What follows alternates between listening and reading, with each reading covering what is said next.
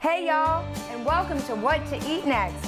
I'm your host, Mika Rotunda, and today I'm stepping out of the kitchen and off the beaten path into my hometown of Brooksville, Florida.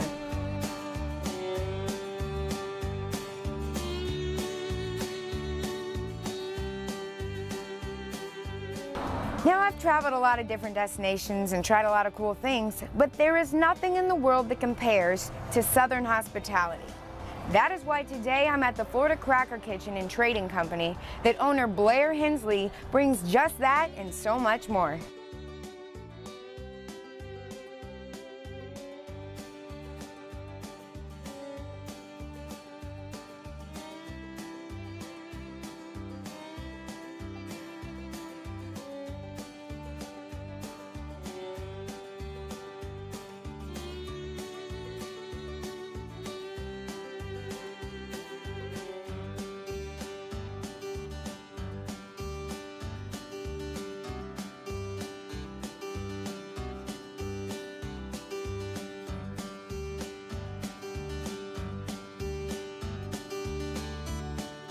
All right, so we're inside the Florida Cracker Tap Room, and I'm here with my new friend Dave. Now, Dave, this is your second time to the Florida Cracker Tap Room, right? Second time in 2 days. Second time in 2 days. So what brought you back? Was it a specific beer, or what is it? Well, it's the first time in the tap room, second time at the restaurant. What brought us back was the food over there. It's fantastic. And then I happened to be sitting out front, and I saw a tap room, so I ran in here, and we ate, and I had to come back. So it's like you can't buy happiness, but you can buy beer, like the sign says? Absolutely, absolutely. Basically the same thing. Right. So what'd you get over at the restaurant? The first time was breakfast. I forgot what it was called, but it was delicious. And actually, I forgot the guy's name, but he come around to ask about it, and I raved about it because I live in Tampa. I've been there 11 years. And with the exception of one or two places, the food stinks down there. Here, I can't believe in Brooksville, there's this little bastion of great food and now drink. So you get the good quality food, gourmet, combined with Southern hospitality. Absolutely. Well, thank you so much, Dave. I hope you enjoy your flight of beer. I will.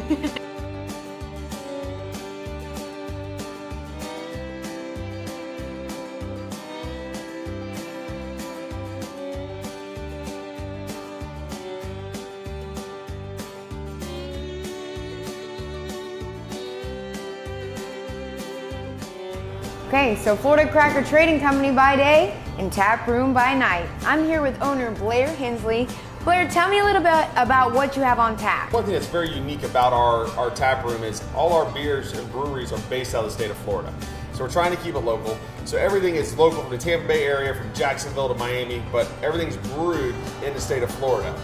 Tonight what we have on tap from, which everybody really knows, is Cigar City, the Cafe Con Leche. And what's unique about this one is it's their Nitro series. Okay. So it's smooth as silk when it comes out, and it is just sweet going down when you're drinking it. Second one is J-Dub's Brewing. It's the Sunny Yam. It's almost like a sweet potato casserole in a beer form. And J-Dub's is based out of Sarasota, Florida. They do a lot of unique stuff. And then over here, our next one is by Swamphead Brewery, which a lot of people know. It's I call them one of the big three in the state of Florida. You know, Cigar City, Swamphead, and Funky Buddha. And we got one of their seasonal winter ale, their Ho Ho Ho, on tap right now. And then the second one, this is a very small brewery out of Daytona Beach called Tomoka. And they've come out with some pretty cool beers. And this is what they call their Bangin' Blonde. It's a real smooth, it's one of those beers that is for the non-craft beer drinker. When they're saying, I don't know what to have, we introduce the craft beer world to them with that beer because it's the hops and the taste. It's a little less hoppy. Right. I see. And you know, the flavor's not going to kill their taste buds. I see. So a lot of folks take the bitterness at first with craft beer as, you know, the hops and the flavor as bitterness, and as due time comes, it turns into that's the taste of the beer, and they go, ooh, now they actually get it, but it takes time. An acquired taste. Yeah, very much so. Slowly but surely. Just you like want that else. hop. Let's face it, every time we drank our first beer, well, it was all bitter. It didn't matter when it was. But it didn't matter at that point either. You're right about that. You're right. Next one is Intuition Ale Works out of Jacksonville. This is their I-10 IPA. It's a very mellow tone, but very citrus flavor. It has floral hops in there. And I'm talking, it's one of our best-selling IPAs we have when we have it on draft. Closest thing to local to Brooksville we have is a Southern Grit by Cop Brewery out of Crystal River. It's actually it's a cream ale brewed with yellow grits. Oh, wow. And they're based out of Crystal River. That's the best of both worlds. Beer and grits in one. Yes, ma'am. All we do is put a dollop of butter in it and we're good to go. The Green Bench is based out of the St. Pete area. You know, they're known for flavor. They're known for hops. And you know, when we go down south to St. Pete to drink beer, the last brewery we go to is Green Bench, because if you go there first, your taste buds, you won't be able to taste any of the other breweries' beers because they have so much hops and they're so rich in flavor. And then one of my favorite breweries we have in the state, that is Funky Buddha. Funky Buddha is based out of Oakland Park down in West Palm area, and they do very unique beers all the time. We had a tap takeover of Funky Buddha last week, and they actually brought a French toast brown ale in. Oh. And you know, they're always experimenting and doing one-offs. So we always have something with Funky Buddha on. Then our last tap here is Barley Mow, which is down in the Pinellas Park area, and we got their Happy Huntsman on right now, which is their red ale. It's pretty much a Killian's on steroids. Oh. So, you know, we have 9 taps. We're rotating. You know, when you come in from week to week, there's usually never the same thing on. There's always something moving, always something new on tap.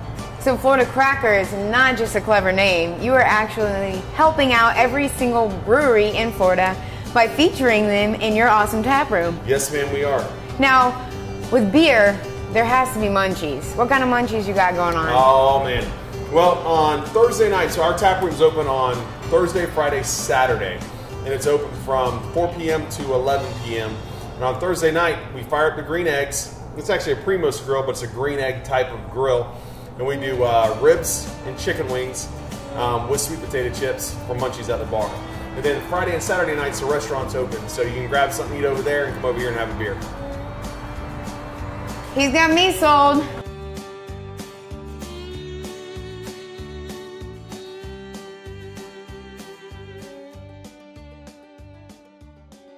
I had a great uncle that when he used to fry turkeys, we used to soak the turkeys in hot sauce.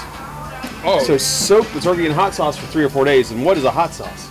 It's a brine. Vinegar, yeah. Water, sugar, vinegar, and spices. Yeah. So all it does is breaking down the meat and tenderizing the meat the whole time. So we've always fried turkeys. There's certain hot sauces you don't use because it'll actually stain the meat. Yeah. So it's gonna be red. So like the hot sauce we use, it has the flavor, but the meat when you cook, it doesn't turn red. It's still white. So when we were cooking, I mean, I got the eggs at the house. We were cooking, and one day I said, you know, I'm gonna try it out with chicken wings. I tried it on chicken wings. Ever since then, Dynamite, right? yeah, let them soak overnight in hot sauce. And what the key is you soak them, but you drain them. You put them in a colander, drain all the hot sauce off, but you don't wash them. So it's just still, you can see it on there. So like the cider in there almost makes the chicken tender? Yeah, it tenderizes it. And then, but then as soon as we do it, we roll garlic. Take a bunch of chopped garlic. Garlic throw it makes in there. everything better. Yep. Everything. So it just acts as a brine. It just tenderizes that meat the whole time. And typically, how long do you have to cook them? What we do is on this, the way these are set up, we'll do direct then indirect. So what I'll do is I'll just char them, I'll sear them, seal the meat, and then pull them off and do it on indirect for another 25, 30 minutes, 35 minutes. So 20, 25 minutes and 30, 35 minutes on indirect, and they're done.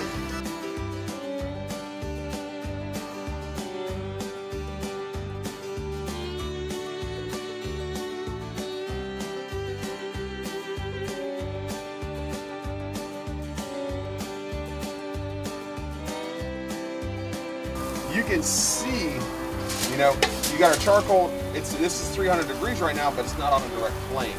So it's basically cooking at 300, it's like a convection oven, a Dutch oven.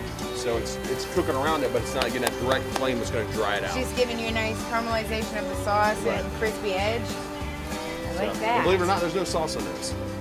A lot of times, I think that's real barbecue. yeah, You don't need a sauce. you don't need, exactly. That's how you can tell. But Especially that's good works for me because I got this thing, bro, and I can't eat anything. You use a certain kind of wood to smoke them with, or is that even? no, that's actually this is lump charcoal. That's all we use. So, And it's all dry rub? yep. Believe it or not, it's not even a dry rub. All it is salt, pepper, and garlic. the key to ribs, I mean, that's an hour, and they're already done.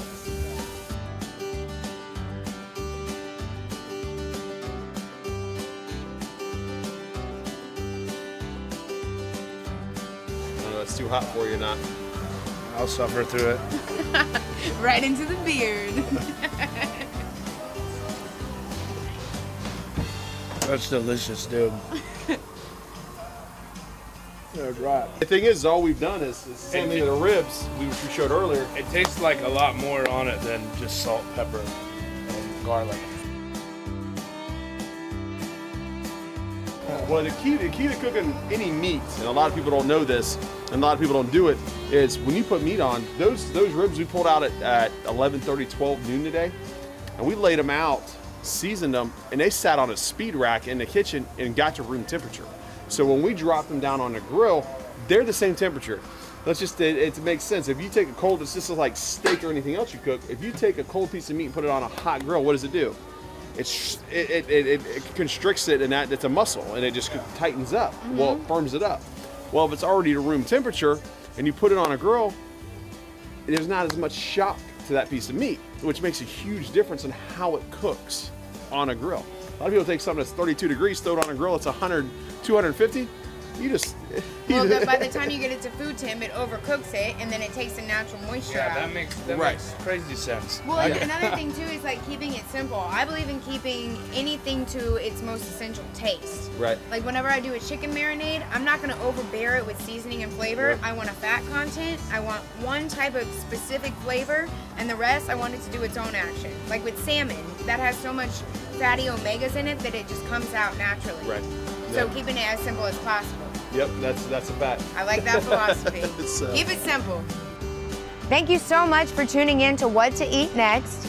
As you can see, we got some great grub, awesome beer, and good Southern hospitality going on inside that we got to get back to. But if you want to learn more about the Florida Cracker Trading Company and Tap Room, go online to www.What2EatNextMika.com, and I got all the info on there for you. Until next time, stay tuned.